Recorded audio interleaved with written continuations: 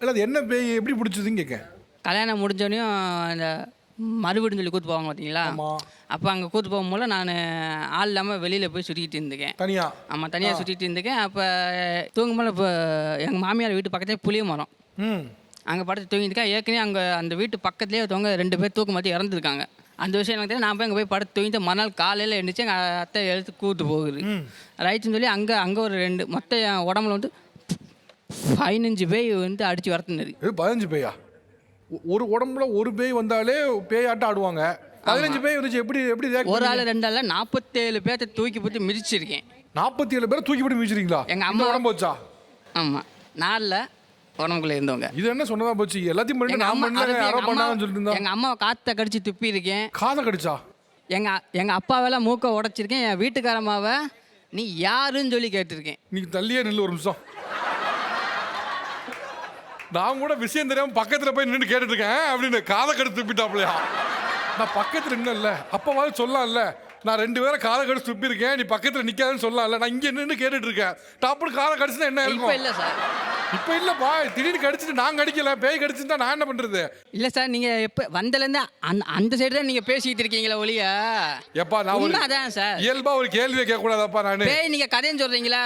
இல்லை, நான் கதைன்னு ஒரே ஒரு நிமிஷம். நான் எங்கேயாவது பேய் கதை நான் சொன்னேனா? இல்லை, அவங்க சொன்ன நான் கதைன்னு ஒத்துக்கிறேன். என்ன ஒத்துக்கிறேன், இல்லைன்னு சொல்லல, ஒத்துக்கிறேன்.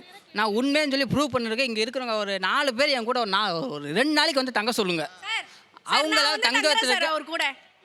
தங்குறதுக்கு முடியுமா என் கூட? காது மேல ஆசை இருக்கா இல்லையா?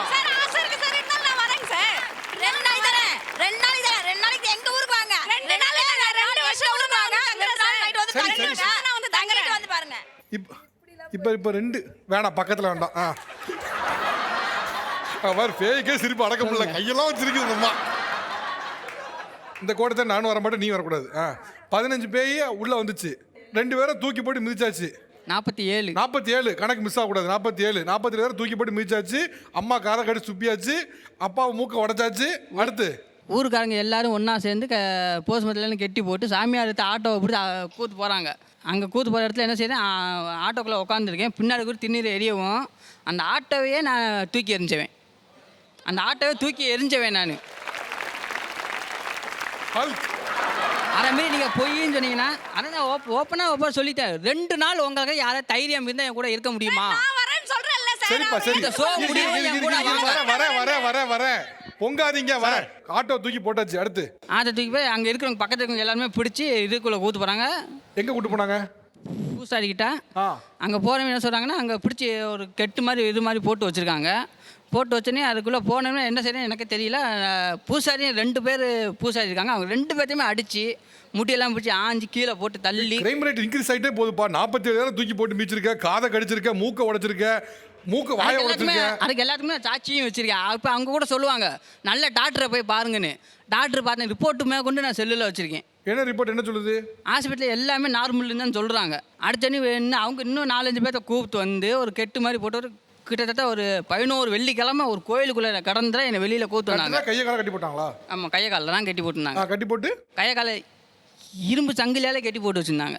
கட்டி போட்டு மேலே திண்ணீர் போடுறது இந்த மாதிரி சுற்றி கோடு மாதிரி போட்டு வச்சுக்கிட்டு என்னமோ பண்ணிக்கிட்டு தான் இருந்துக்காங்க. எனக்கு தெரியல. வெளியில் வந்தப்போ எனக்கு அப்பா அம்மா இந்த மாதிரிலாம் உனக்கு நடந்துச்சு, இந்த மாதிரிலாம் செஞ்சாங்கன்னு சொல்லி அவங்க சொல்லி தான் எனக்கு இது தெரியுது.